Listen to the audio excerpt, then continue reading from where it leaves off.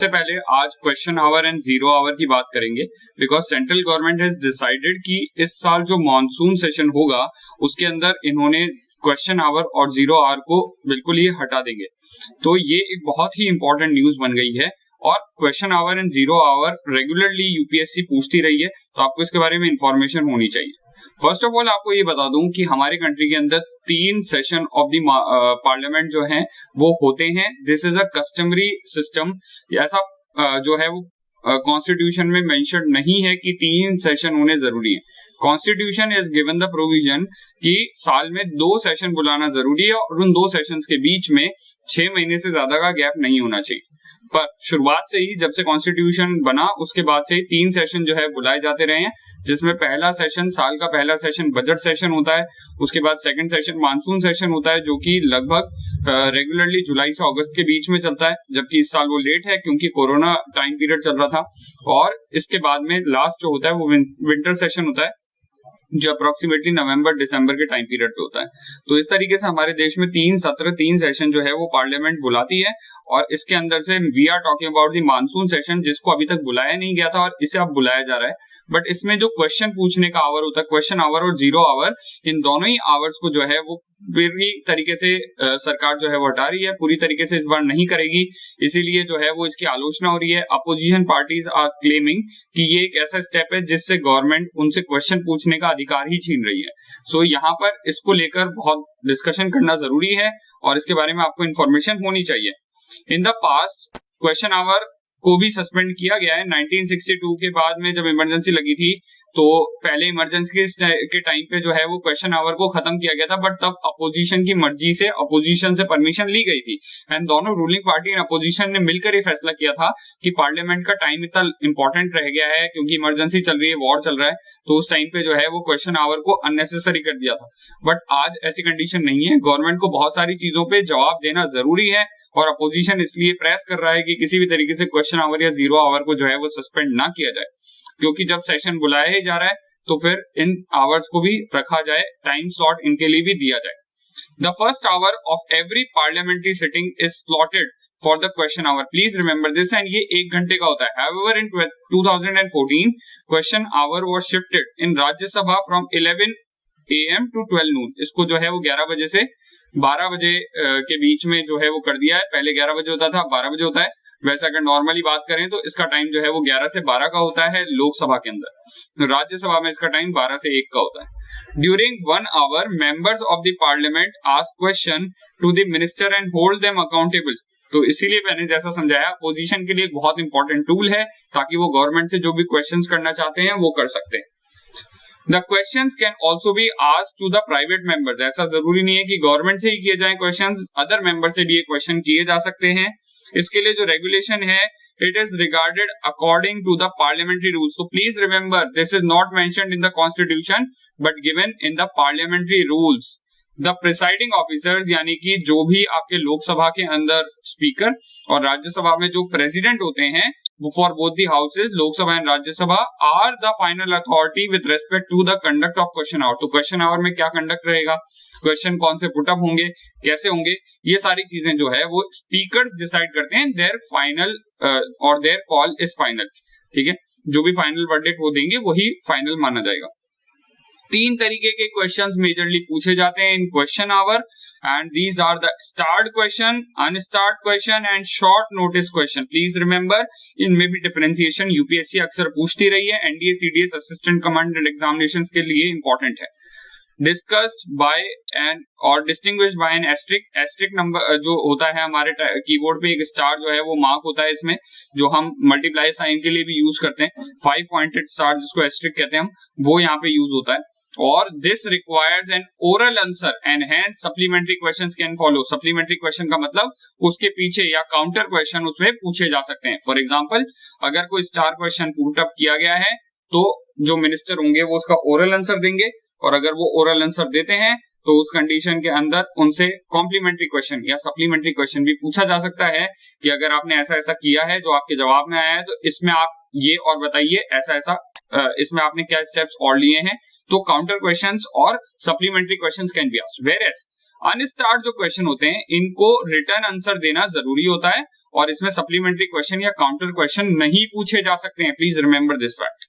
वहीं short notice question जो होते हैं is one that is asked by giving a notice of less than 10 days, it is answered orally। तो short notice question अगर कोई session चलता है और बीच में, जबकि मैं आपको थोड़ा सा डिस्टिंग्विश करने के लिए बता दूं, इन दोनों क्वेश्चंस को देने के लिए 14 डेज का नोटिस चाहिए होता है, जबकि शॉर्ट नोटिस क्वेश्चन में 10 दिन का टाइम। तो मान लीजिए सेशन चल रहा है और इसी बीच कोई एक्टिविटी हुई है या कोई घटना हुई है जिस पर सरकार से सवाल पूछने जरूरी हैं या अपोजिशन को लगता है पूछने चाहिए, तो उस केस में they can give a short notice question as well. इनको एडमिट करना या नहीं करना फिर वापस वही स्पीकर की पावर आ जाती है, एंड आपको इसके बारे में इंफॉर्मेशन होनी चाहिए कि speaker is the most powerful person in the house who decides कि इनको एक्सेप्ट करना है या नहीं करना है। If speaker decides to accept a short notice question तो 10 दिन पहले देना होगा और उसके बाद भी इसका आंसर ओरल ही मांगा जा सकता है, इसके लिए जो है वो रिटर्न आंसर नहीं मांगा जा सकता। So these are the questions and these are the rules regarding them.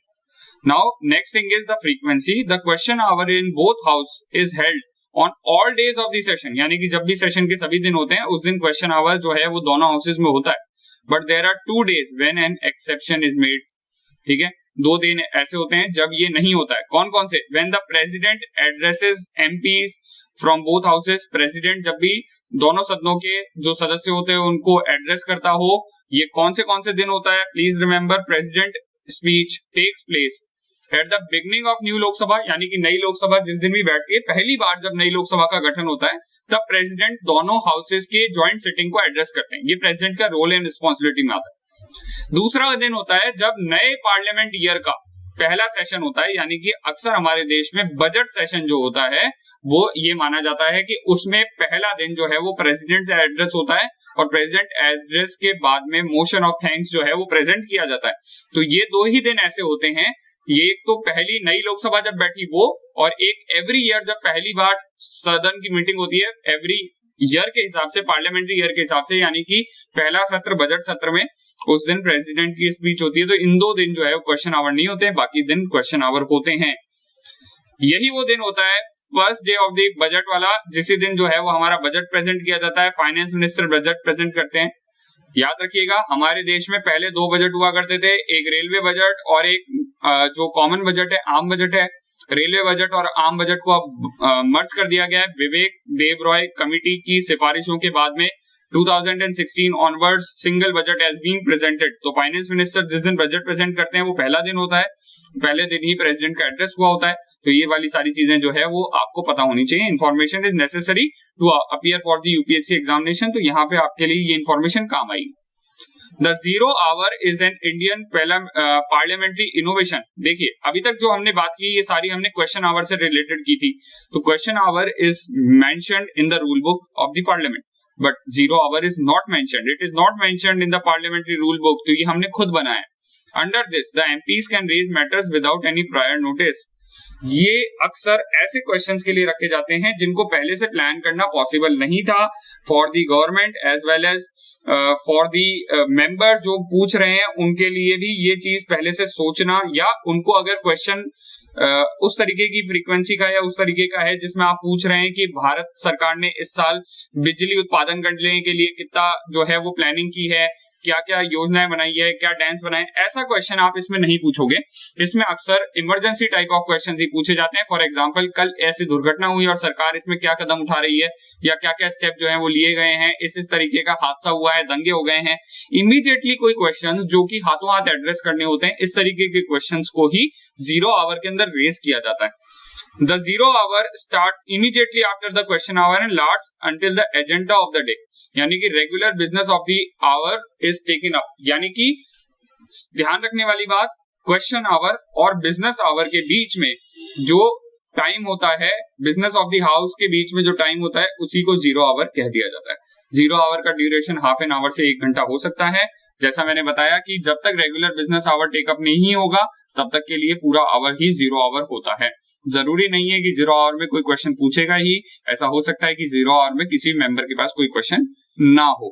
But ये जो है वो आपको ध्यान रखने की जरूरत है कि question hour is mentioned in the rule book whereas 0 hour is not mentioned in the rule book. In other words The time gap between the question hour and the agenda is known as the 0 hour. Agenda वही है, business hour या business time जो होता है, agenda कहते हैं जिसको, agenda of the house, business of the house के नाम से जाना जाता है. इन दोनों के बीच में जो है that is known as 0 hour. ये इसकी standard definition है and this has been asked by UPSC in many examinations including NDA, CDS and assistant commandant. तो आपको ये information होनी चाहिए. This video is a part of daily live current affairs series. You can join me live every day at 10 p.m. Please like, share and subscribe. Thank you.